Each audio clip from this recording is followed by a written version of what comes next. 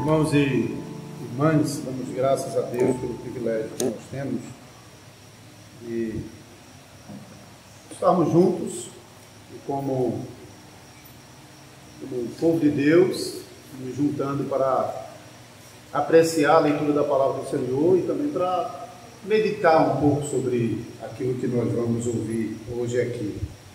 E o pastor Ademir já identificou nas palavras da oração inicial os ataques. Ele não usou precisamente a expressão campo minado. A família é um campo minado.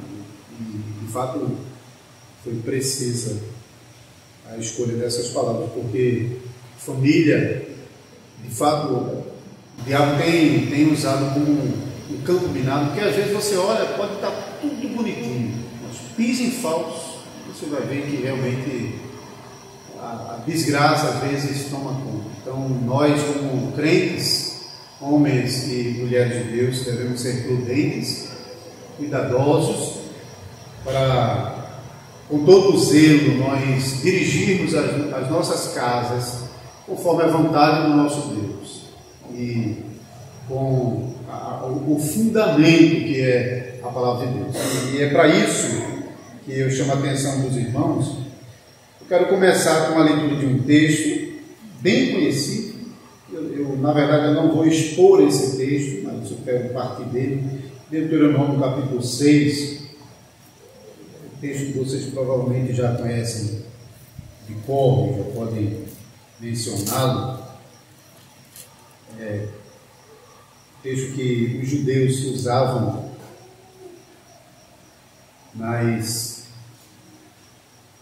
nos umbrais da casa, escreviam em pequenos rolos e guardava dentro de uma caixinha, ficava pendurado na entrada da casa e às vezes até como amarra no braço, e tinha pequenas orações, e continha esse texto também de Deuteronômio 6, que eles chamavam de Shema, né? Shema Israel, ouve Israel.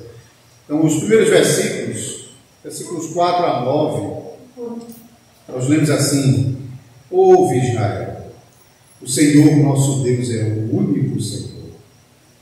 Amarás, pois, o Senhor teu Deus de todo o teu coração, de toda a tua alma e de toda a tua força. Essas palavras que hoje te ordeno estarão no teu coração. Tu as invocarás teus filhos, e delas falarás assentado em tua casa, e andando pelo caminho, e ao deitar-te, e ao levantar-te. Também as atarás como sinal na tua mão, e te serão por frontal entre os olhos. E escreverás nos umbrais da tua casa e na tua porta. Orai e vamos pedir a ajuda do Senhor durante os próximos momentos. Senhor Deus, esse trabalho que essas igrejas estão realizando nessa noite, já foram comissionados à tua mão no início, na oração do completo. Nós pedimos agora mais uma vez humildemente que o Senhor possa abençoar essa leitura que solenemente foi feita diante do teu povo. Que o Senhor misericordiosamente possa usar essas palavras de um modo especial, porque só o Senhor tem poder para misteriosamente dirigir essas palavras ao coração de cada um de nós, porque o Senhor conhece o nosso coração, conhece a nossa situação particular, os nossos desafios, conhece também os nossos pecados. Por isso o Senhor pode usar essas palavras de um modo que o pregador externo não pode fazer. Tudo o que o pregador pode fazer é conduzir palavras aos ouvidos, mas o Senhor pode conduzi-las até o coração, e é isso que nós te pedimos nessa noite, em nome de Jesus Cristo. Amém. Amém.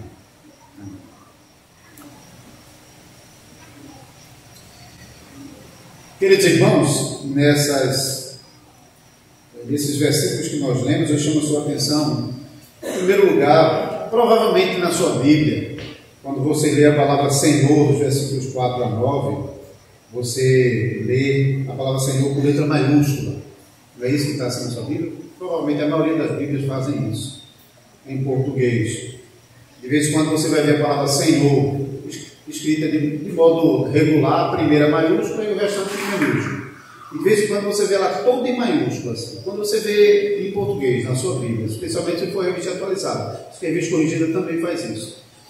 É para indicar para nós que essa palavra Senhor aqui tem por trás um nome especial de Deus, um nome pactual de Deus, um nome que Deus se revelou no relacionamento especial que Ele estabeleceu com a nação pactual de Israel.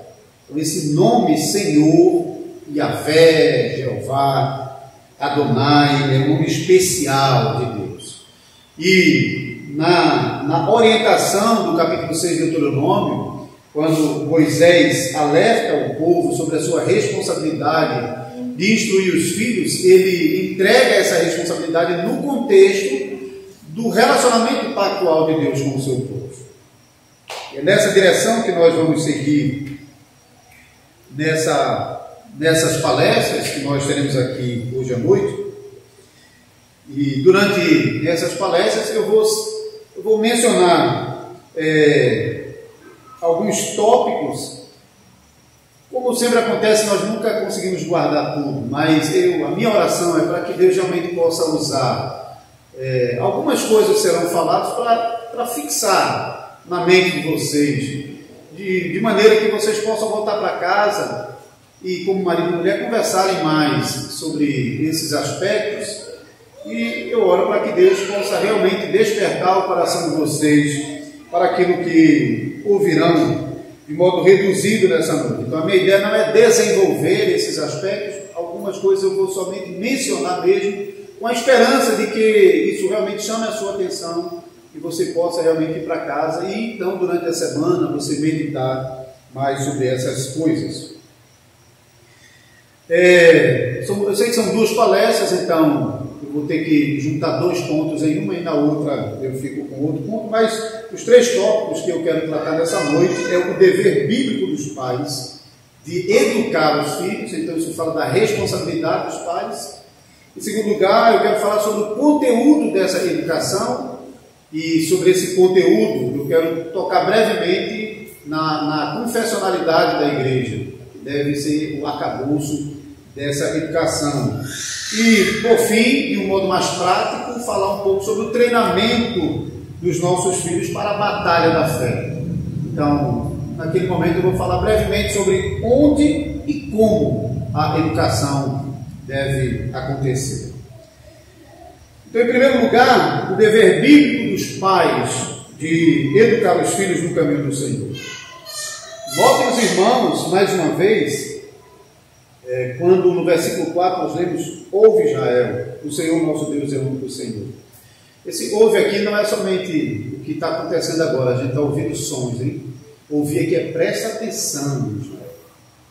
Cuida em guardar, em observar, em cumprir. Então é um chamado ao povo pactual para, em primeiro lugar, chamar a nossa atenção para o fato de que nós temos que pegar aquele conhecimento de Deus, que é falado aqui nesse texto, e fazer com que esse conhecimento de Deus seja fixado dentro da nossa casa, particularmente os nossos filhos. Nós sabemos muito bem, e foi nesse sentimento que o irmão Cleiton orou no começo, nosso mundo cultiva um tipo de educação onde as crianças estão aprendendo a serem independentes. Toda a estrutura de educação visa a independência da criança, a autonomia da mente do menino. Toda a estrutura educacional, hoje, vigente no Brasil, ela visa a autonomia da criança. Não vou poder me deter sobre isso, mas até mesmo igrejas, escolas chamadas escolas cristãs, nem sempre conseguem escapar dessa armadilha. Então, não é suficiente para uma escola ter o nome de escola cristã, escola Rei Davi, porque, embora tenha o nome de cristã, e de vez em quando tem coisa boa dentro, porque às vezes tem momento de oração, tem momento de estudo, tem coisas boas dentro dela. Mas o esquema em que essa escola está organizada segue o mesmo padrão. No final das contas, é a autonomia das crianças que estão sendo cultivadas e não o seu conhecimento. De fato, nossas crianças não estão saindo das escolas muito inteligentes, mas estão saindo das escolas donas de si mesmas, independentes, autônomas. Isso é o propósito, é uma armadilha, é um campo minado. Nós, como cristãos, devemos estar com um entendimento bem atento a essa estrutura vigente. Porque, de um lado, essa estrutura reduz o papel dos pais na sua influência com os filhos, porque as crianças, nessa construção de dar autonomia para a mente das crianças, o pai não tem um papel de dizer para as crianças o que tem que ser, como as coisas são, mas um papel de auxiliar, de ajudador. Então, a figura dos pais, nesse esquema, é reduzida para a figura de um servo, senão de um escravo, que tem que servir a esse ideal de autonomia das crianças, porque o que vale é o que ela pensa, o que vale é a imagem que ela está construindo, e não aquilo que os pais têm já como herança, que eles querem impedir que seja transmitida para os seus filhos e, portanto, para a próxima geração. Assim, as nossas crianças estão sendo alienadas dos pais e do ambiente familiar. Quando a gente ouve, muitas vezes, alguns jargões bons, mas às vezes ficam só no jargão. Eles estão querendo destruir a família é a base da sociedade. Isso não é suficiente só repetir essas coisas. Tem que compreender realmente onde é que está a bomba lá. Onde é que está a mina. Onde é que nós realmente temos que ter cuidado para não pisar. Então não basta saber que tem minas espalhadas. Não basta saber que há um esquema organizado para destruir a família como estrutura da sociedade. É preciso saber onde essas minas estão escondidas. No final das contas, porque o alvo final não é diminuir o papel dos pais e nem perverter o lugar da família. O alvo final é alienar as pessoas de Deus. O alvo final é esse. Todos os males promovidos na área da educação não visam outra coisa senão, no final das contas, tirar Deus, arrancar. Se eles pudessem hoje já proibir, eles fariam isso. Mas eles não podem ainda não. Eles não conseguem. Então, eles têm que minar. Eles têm que comprometer a estrutura familiar, colocando todo tipo de corrupção lá no meio, para destruir lá dentro. Então, quebra com o relacionamento dos pais e dos filhos, tira a autoridade dos pais sobre os filhos, o direito dos pais e dos filhos de ensinar e de transmitir aos filhos um conteúdo que ele já tenha. A criança, então, desligada dos pais, é autônoma para construir o seu próprio mundo. Um mundo, às vezes, completamente alienado dos outros. Cada criança cresce com um mundo diferente. E aí, os conflitos e as tragédias, claro que a sociedade vai experimentar isso o tempo todo. Já comprometeu a base, a estrutura. Então, há inúmeras passagens da Escritura que nos falam sobre esse dever dos pais ensinar os filhos. Dever nosso, papai e mamãe. Esse dever e privilégio Deus não deu a ninguém. Deus colocou sobre nós, nossa responsabilidade. Então já mencionamos essa primeira passagem de Deuteronômio capítulo 6, que nos ensina sobre o dever e compromisso de ensinar os filhos sobre o Deus da aliança. Nessa passagem nós também aprendemos quem é Deus. Ele é o único Senhor. Ele é único e Ele é Senhor. Nessa passagem, com essa palavra especial, Senhor, essa palavra pactual, essa palavra de relacionamento amoroso, nós aprendemos também que pacto é esse? Quando falamos sobre Deus pactual, pensamos no pacto. Que pacto é esse? O pacto que Deus estabeleceu com a sua criação. Deus criou o mundo com propósito. Ele criou o mundo para se relacionar com o mundo. E, portanto, mesmo depois da queda, Deus não abandonou o mundo, mas socorreu a raça humana, enviando o seu Filho para morrer e redimir do cativeiro da corrupção um povo para ser chamado de seu. Os nossos filhos precisam aprender sobre esse Deus. Precisa aprender que existe um Deus, que esse Deus é único, que esse Deus é Senhor, que esse Deus se relaciona pactualmente com o seu povo, chamado povo da aliança. Notem também nessa passagem que os filhos devem estar muito mais próximos dos pais do que normalmente estão. Observe mais uma vez, essas palavras que hoje te ordeno estarão no teu coração. Realmente essa palavra tem que começar com você, mas ela tem que ser transferida aos filhos. Então pense agora sobre, para conseguir realmente transmitir essa palavra para os nossos filhos, não é suficiente que 1 hora por dia, ou meia horinha por dia, ou 2 horas, uma vez por semana, quando vai para o culto, pegar na mão dos filhos e levar. Não é suficiente. Nosso coração é corrupto demais para ser vencido com tão pouca coisa. Por isso, então, o ensino da palavra de Deus é: tu as inculcarás a teus filhos, e delas falarás assentado em tua casa, andando pelo caminho, ao deitar-te, ao levantar-te, também atarás como sinal na tua mão, e te serão por frontal entre os olhos, e as escreverás nos umbrais da tua casa e da tua porta. Da hora que acorda até a hora que vai dormir, o menino tem contato com essa palavra. Tem que ser assim. Não é porque Deus é caprichoso, é porque Ele sabe que a gente é fraco. E Ele está sendo misericordioso ao colocar isso como ordenança. Porque se Ele não colocasse como ordenança, a gente não faria. Já como ordenança é difícil. Os filhos têm de estar muito mais tempo junto aos pais do que normalmente tem acontecido em nosso tempo.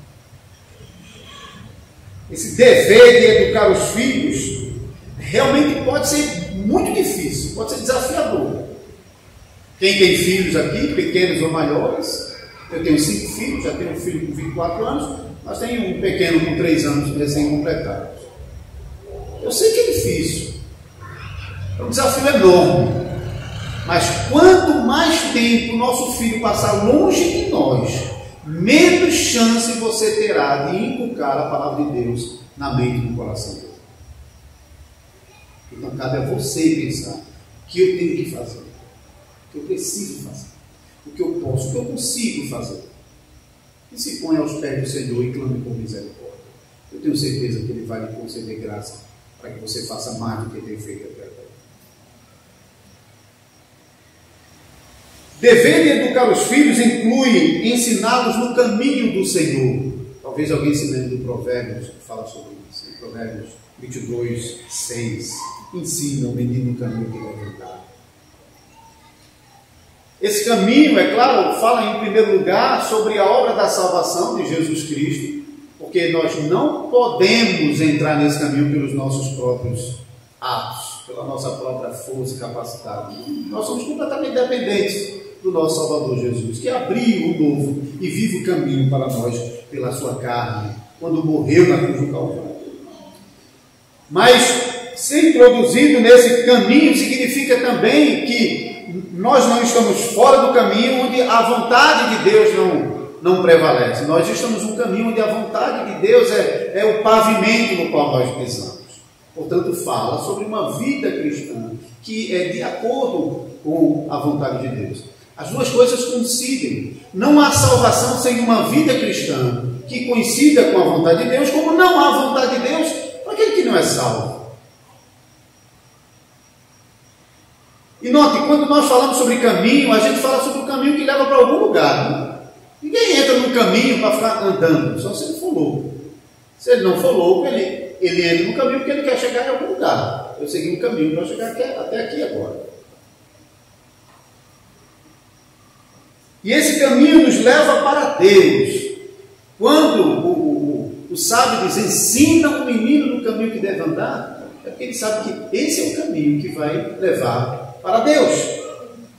Um pai não simplesmente joga um filho no caminho e deixa que ele siga o curso desse caminho sem observar esse caminho e sem ensinar o filho para onde esse caminho vai levar.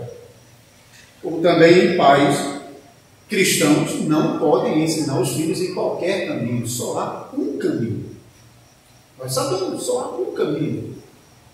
Não há outro caminho para Deus e não há outro padrão de vida que agrade a Deus, senão aquele padrão que nos é ensinado na palavra de Deus.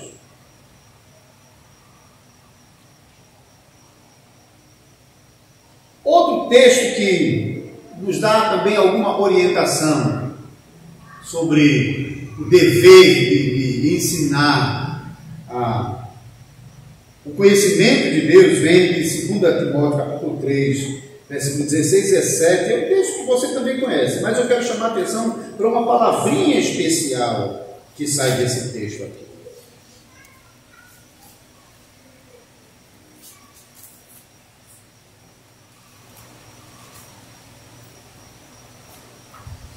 Segundo Timóteo 3, 16 e 17. Toda a escritura é inspirada por Deus e útil para o ensino, para a repreensão, para a correção, para a educação na justiça, a fim de que o homem de Deus seja perfeito e perfeitamente habilitado para toda boa obra. Eu chamo a sua atenção para a palavra educação aqui, para a educação na justiça. Especialmente se tem professores aqui, ou alguém da área de pedagogia, talvez conheça a palavra paideia, né? A palavra grega que falava sobre o padrão de educação do mundo antigo. Essa palavra está aqui no texto bíblico, por trás da palavra educação.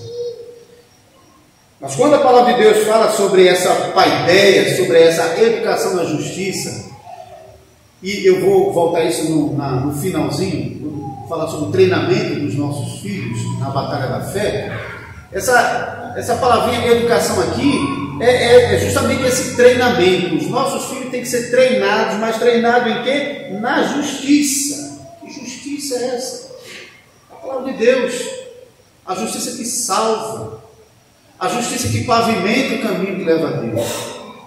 Então a palavra de Deus, ela é útil para essa educação. Ele fala sobre muitas coisas aqui. Apta para o ensino, para a repreensão, então tem disciplina e correção, para a educação na justiça. Olhando especialmente para a educação, porque não é simplesmente ensinar, não é simplesmente dizer, é aquilo que vem de Deuteronômio 6, é inculcar, é fazer com que por meio do exercício aquele conhecimento seja fixado. Não basta mencionar. Tem que fazer com que os nossos filhos reproduzam aquilo que nós estamos ensinando e que é a fé que nós compartilhamos.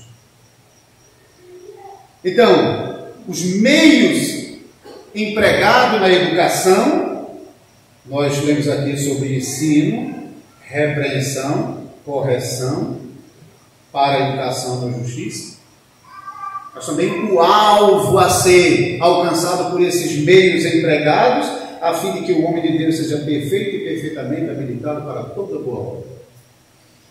São instrumentos de Deus dados a nós, para que por meio do seu exercício, do seu treinamento, do seu uso bem aplicado, possamos alcançar esse amadurecimento. Existem outros fatores bíblicos para isso, mas o foco aqui é a educação, é usar a palavra de Deus como esse instrumento que domestica a nossa natureza segundo a vontade de Deus. Em Efésios 4, Paulo fala também sobre os dons especiais que também são instrumentos para a capacitação do povo de Deus. Ainda, Salmo 127, texto também que Muitas vezes, e até cantamos na nossa congregação, nós cantamos o Salmo 127 com a melodia de Genebra. O Salmo 127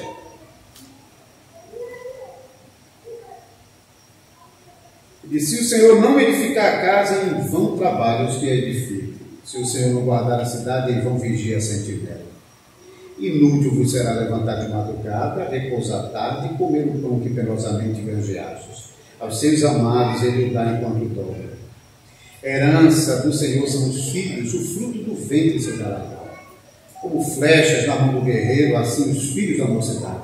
Feliz o homem que enche deles a sua aljava, não será envergonhado quando pleitear com os inimigos à porta. Herança do Senhor são os filhos. Essa herança do Senhor aqui nos chama a atenção para duas coisas. Primeiro, que para o fato de que esses filhos são do Senhor, é herança do Senhor no sentido que pertence a Ele mesmo. Mas também é do Senhor porque essa herança é dele, não é nossa. Os filhos não são nossos. Os filhos são do Senhor. Mas que Deus, em sua misericórdia e graça, Ele nos concede o privilégio de nós sermos os pedagogos dos filhos de Deus. Nós recebemos a honra e o privilégio de sermos aqueles que ensinarão os futuros filhos do reino. Então, não apenas um dever, mas um grande privilégio. Dever, porque os filhos não são nossos, do Senhor. Somos chamados para servir da melhor maneira, educando esses filhos da aliança que pertencem ao Senhor, porque são cidadãos do reino celestial. Mas privilégio, porque Deus não precisava de fazer isso. Ele não tinha nenhuma obrigação de conceder essa honra a nós, pecadores, mas Ele fez isso. Porque Ele mesmo, no seu relacionamento pactual, Ele enviou o seu Filho para cuidar de nós, quando nós éramos ignorantes quanto à fé. Assim também Ele concede paz para que instrua os pequeninos filhos do reino na fé salvadora do Senhor Jesus Cristo. Então, não apenas dever, mas privilégio, alegria, trabalho prazeroso. Às vezes dá trabalho, mas o trabalho ainda é prazeroso. O trabalho de servir no reino como instrutores dos pequenos filhos de Deus.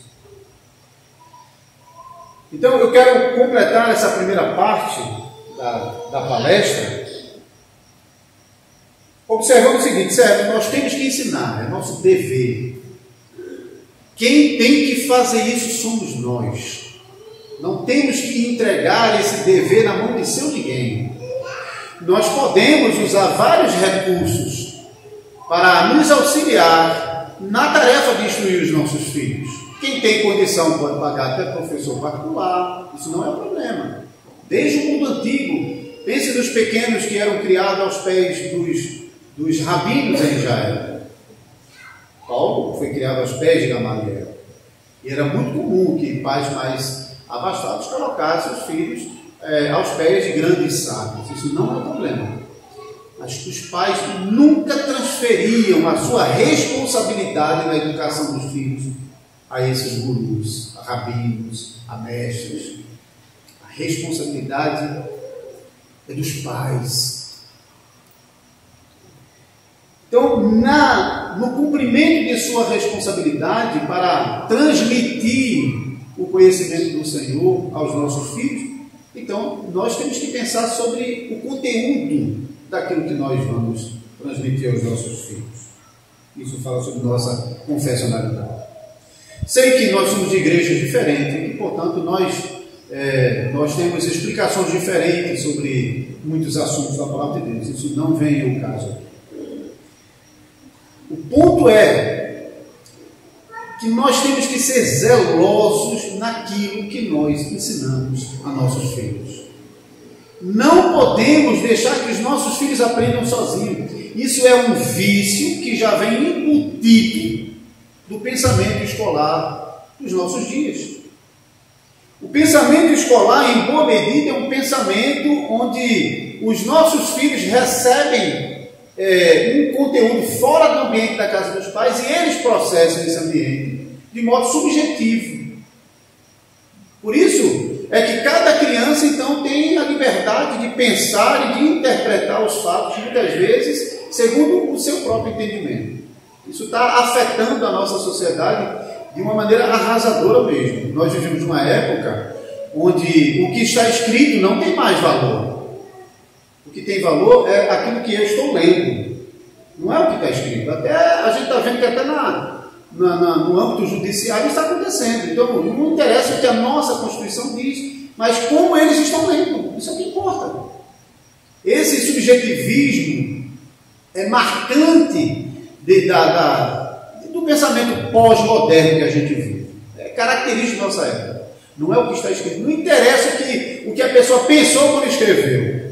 O que interessa é o que eu penso quando eu estou lendo isso agora. Então, isso torna a leitura e o entendimento individual, particular. Quebra com qualquer ideia de pacto, de aliança, de federação, de família, de povo, de igreja. Então, quando nós falamos sobre fé, eu quero que o meu filho tenha a mesma fé que eu tenho. Nós sofremos de um mal onde essa fé ela não é muito dependente de um conteúdo. Eu creio, você quem crê? Eu creio. Em quê? Em qualquer coisa eu creio.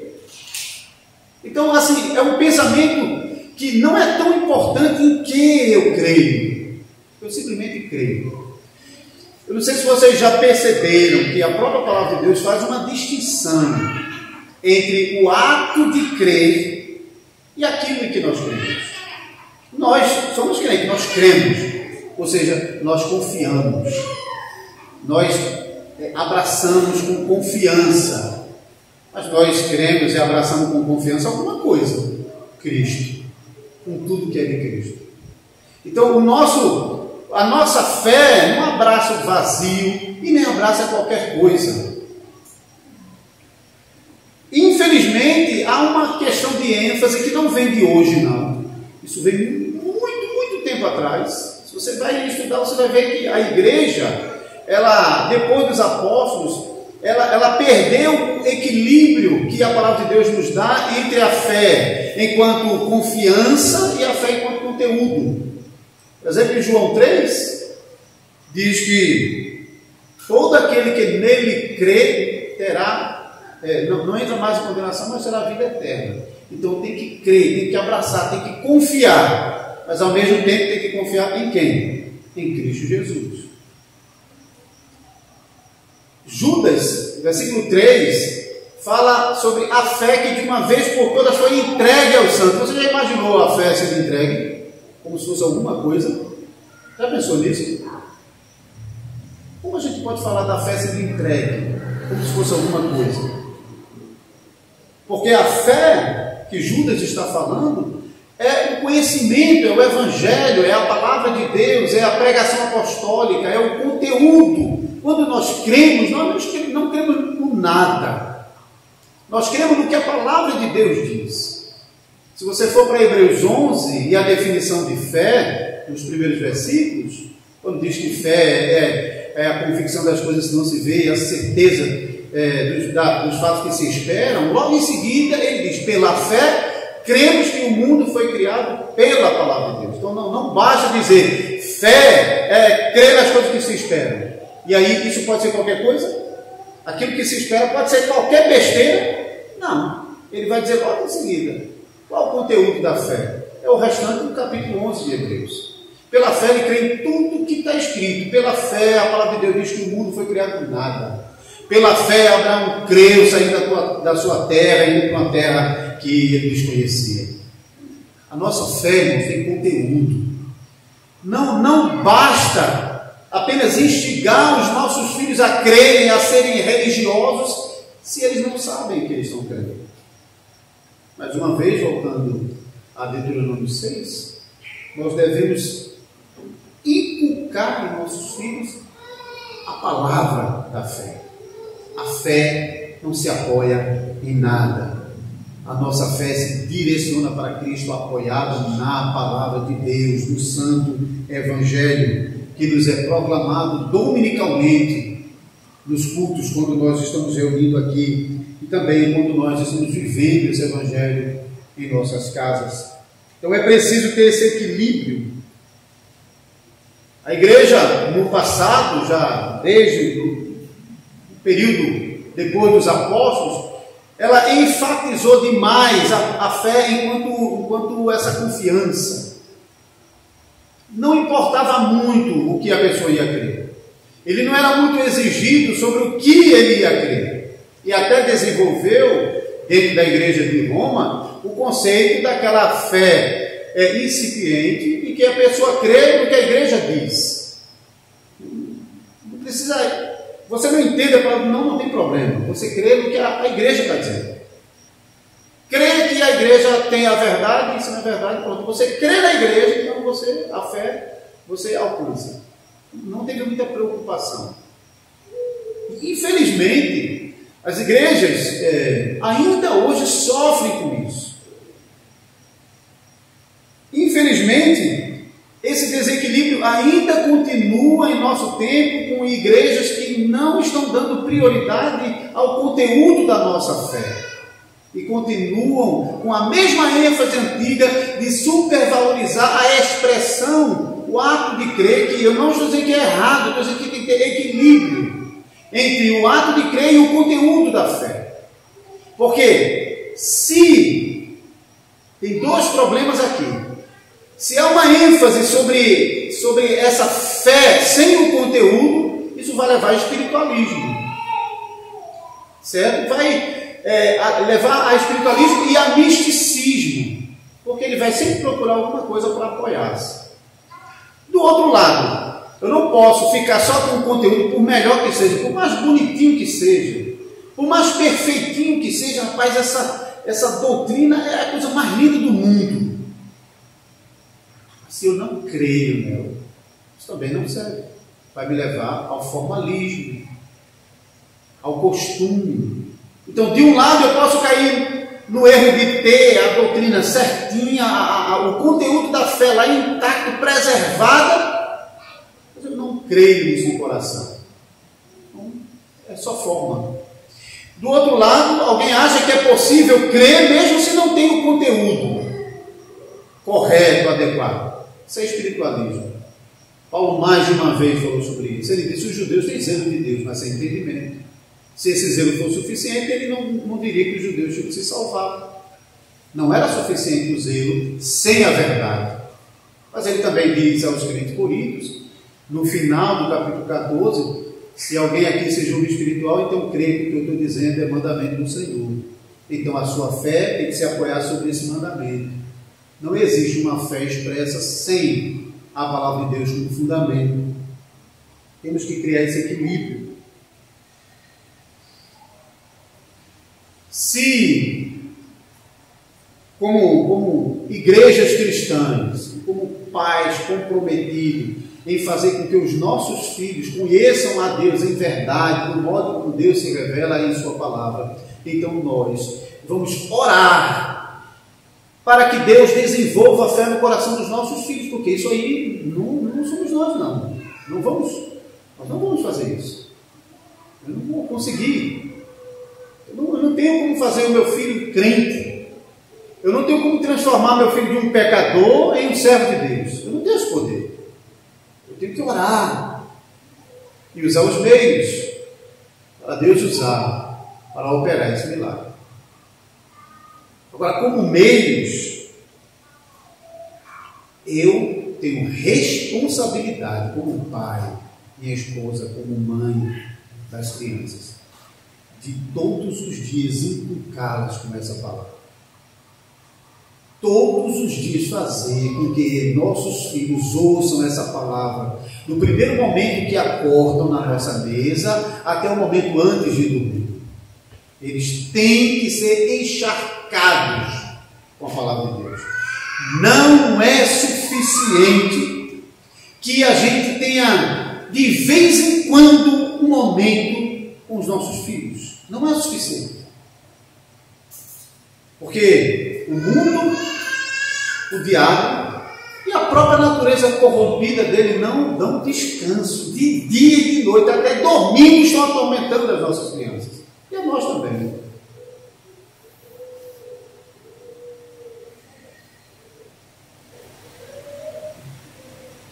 Nós precisamos recuperar esse equilíbrio entre a fé confessada, a fé como uma confiança sincera no Salvador Jesus Cristo, mas ao mesmo tempo uma fé que é gerada e preservada pela Palavra de Deus.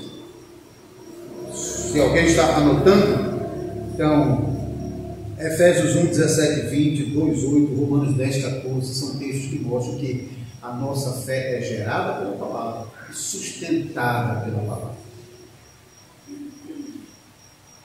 Então é necessário crer, confiar, sim, mas é necessário também ter um conteúdo para que as nossas crianças elas não sejam induzidas a crer em qualquer coisa, porque não é a fé em qualquer coisa que salva. A única fé que salva é a fé no Salvador Jesus Cristo. A única fonte de salvação e de todo bem é o Salvador Jesus Cristo. Não é qualquer coisa, por mais belo que se pareça.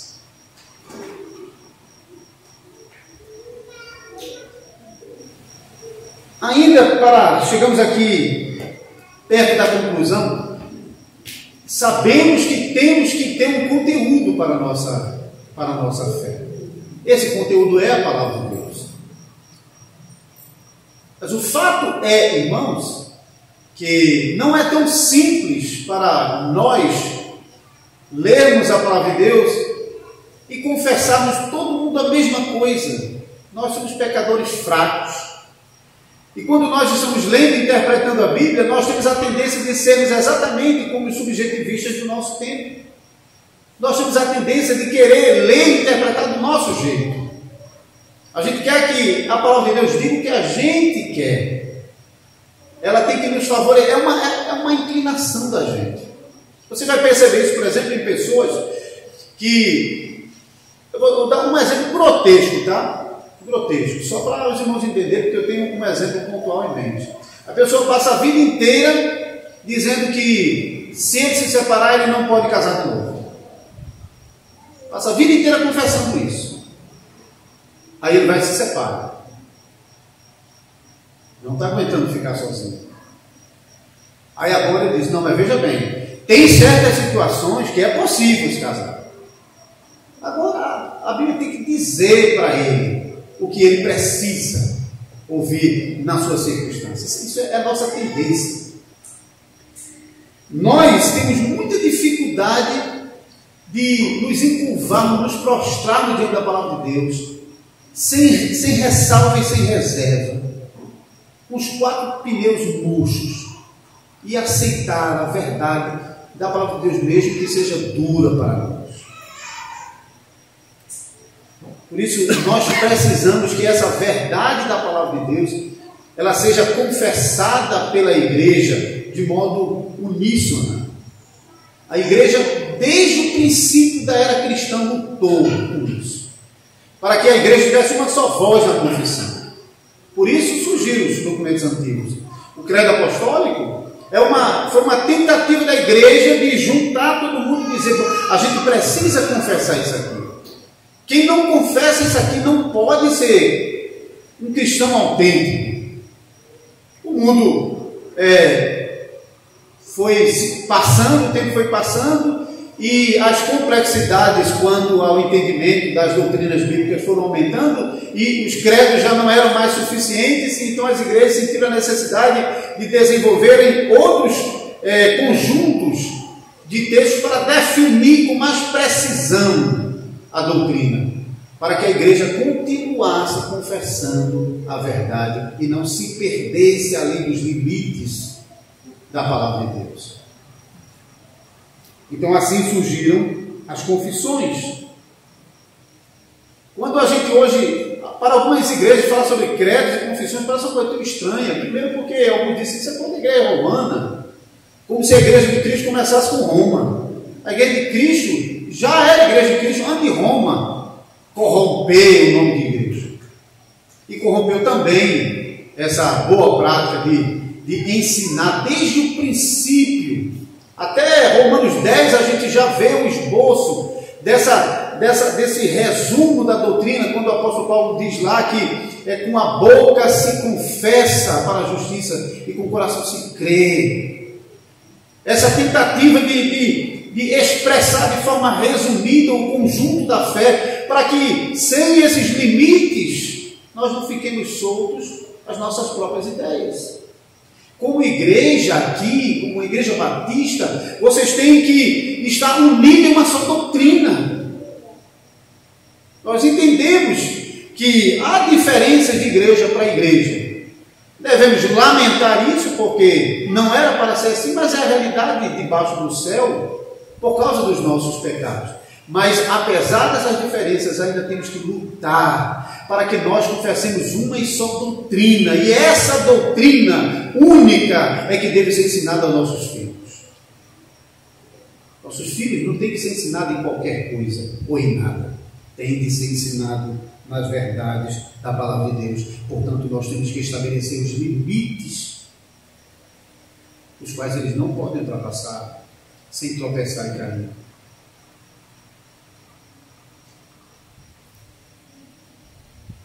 Quando a igreja estabelece bem os limites da doutrina, funciona mais ou menos como a pele. Se tem alguém da área de saúde, sabe disso. A pele no corpo faz um trabalho maravilhoso de impedir que o que tem que ficar fora entre e impedir que aquilo que tem que permanecer dentro saia. Veja que trabalho maravilhoso. A pele protege quem está dentro dos perigos de fora e protege quem está dentro de ela mesma, se perder do lado de fora. A nossa confissão, a doutrina que confessamos é isso. Quando nós colocamos os limites por onde nós podemos andar, esse limite é aquilo que a palavra de Deus ensina. Aquilo que a palavra de Deus não ensina e não ordena, eu devo ter cuidado. Mas aquilo que ela ordena é o meu limite. Se eu ultrapasso, eu não ultrapasso sem risco de cair, de me perder. Por isso, talvez um contato com o pastor Denilson, os irmãos já sabem da prática reformada de instruir os nossos filhos com base nos resumos de doutrina que nós herdamos desde o período da reforma. Porque a doutrina é doutrina, ela se renova no sentido de que para nós ela é cada vez nova, mas ela é a mesma. É a coisa antiga mais nova que nós temos, é a doutrina da palavra de Deus. Ela não tem que ser remodelada, enfeitada, adaptada, ajustada, ela tem que ser ensinada. É o nosso desafio como pais. E no domingo, sim, pegar os nossos filhos e trazer para o culto. É o nosso dever. Não para aí. Voltando para casa, eu tenho 7 dias da semana, 24 horas por dia, para inculcar os meus filhos com a palavra que nós ouvimos nos cultos dominicais.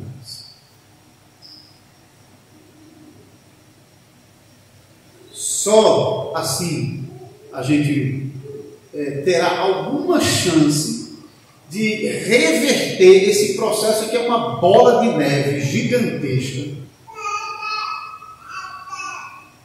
Descuidado, você vai ser mais um absolvido pela bola de neve. Sem chance, nem tem que botar a mão na frente.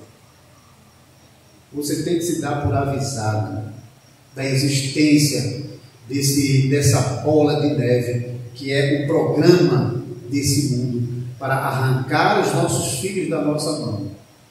E para, sob o pretexto de autonomia, quebrar o vínculo dos nossos filhos com os pais e, consequentemente, impedir que os nossos filhos recebam o pleno conhecimento do Senhor, que é o Deus da aliança, por meio da única base que é a palavra de Deus, sendo nós, cada um de nós, zelosos em ensinar a doutrina da palavra de Deus intacta. Deus abençoe. Amém.